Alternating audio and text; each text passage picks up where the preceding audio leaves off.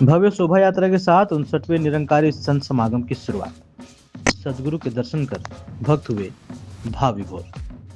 सांगली में शुरू हुए 59वें वार्षिक निरंकारी संत समागम उद्घाटन एक आकर्षक जुलूस के साथ हुआ। जैसे ही सदगुरु माता सुदीक्षा जी महाराज और निरंकारी राजपिता रमेश जी समागम स्थल पर पहुंचे, समागम कमेटी के चेयरमैन शंभुनाथ तिवारी और समागम कमेटी के कोऑर्डिनेटर नंद कुमार जामरे ने पूरी साध संगत की ओर से सदगुरु माता जी और निरंकारी राजपिता जी का गुलदस्ता देकर गर्मजोशी के साथ स्वागत किया। सदगुरुदेव को अपने बीच पाकर लाखों की संख्या में मौजूद भक्तों की खुशी साफ झलक रही थी। इन भक्तों ने धन निरंकार का जयघोष करके अपनी खुशी जाहिर की, जिससे पूरा समागम परिसर गूंज उठा। पारंपरिक लोक कला, लोक नृत्य, सांस्कृतिक और सामाजिक संदेश देने वाले प्रदर्शनी वाली एक भव्य जुलूस दिव्य जोड़ी की पालकी के आगे चल रहे थे। ये रिपोर्ट समय नेशनल सांगली। धन निरंकार जी आज यहाँ सांगली में महाराष्ट्र और देश विदेश के सभी संतजन उपस्थित और भाव यही कि अपने इस आध्यात्मिक जो जीवन को भी उतना महत्वपूर्ण बनाना है जितना हम एक मटीरियलिस्टिक जीवन अपना जीते हैं।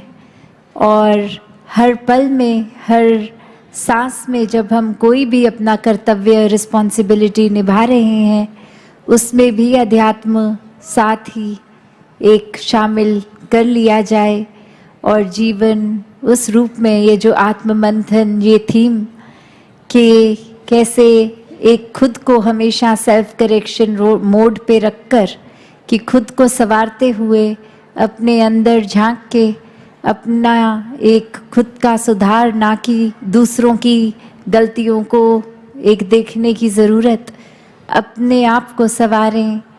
ये जीवन एक इतना सुंदर इस परमात्मा ने धरती भी जहाँ बनाई है, ये धरती को भी संवारना है।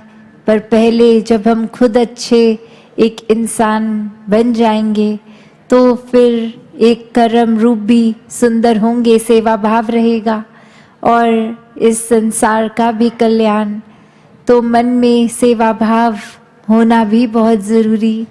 ये एक दूसरे और अपने में जो फ़र्क है, ये पराया भाव नहीं, सभी अपने हैं। जब परमात्मा हर एक में नज़र आ जाता है तो हर कोई अपना ही लगता है और फिर ये भेदभाव भी ख़त्म होते हैं।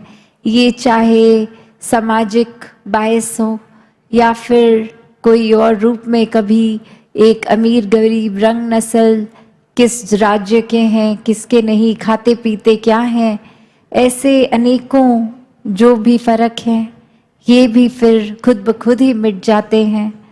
तो संसार में भी जहाँ महात्माओं ने, एक संतों ने शुरू से ही ये पैगाम दिया कि अपने जीवन को संवार लिया जाए, जीते जी ही मोक्ष को प्राप्त किया जाए, और उसी तरह फिर ये जीवन भी संतों के एक द्वारा संवारा जाता है।